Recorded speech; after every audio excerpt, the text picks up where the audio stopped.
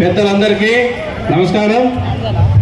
ఈ మీటింగ్ కోసం రఘురామరెడ్డి గారి మీటింగ్ కోసం మన ముస్లిం మైనార్టీస్ ఎంత టైం అయినా గంటన్నర తర్వాత నుంచి కూడా మా కోసం మీటింగ్ కోసం సార్ కోసం ఎదురు చూస్తున్నటువంటి మహిళలందరికీ కూడా కృతజ్ఞతలు.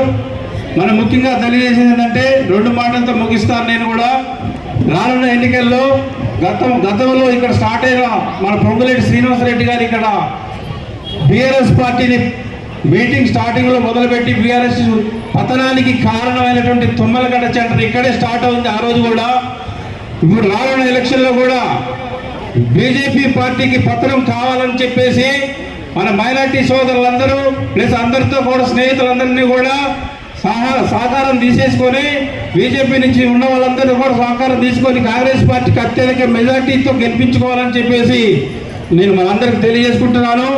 రానున్న కాలంలో మొన్న జరిగినటువంటి అసెంబ్లీ ఎన్నికల్లో తుమ్మల గారికి ఏదైతే మెజార్టీ తెప్పించారో ఆ మెజార్టీకి డబుల్గా అత్యధిక మెజార్టీతో గెలిపించాలని చెప్పేసి మా రఘురామరెడ్డి గారిని మన ఎంపీగా చూసుకోవాలని చెప్పేసి తెలియజేసుకుంటూ ఈ అవకాశం ఇచ్చిన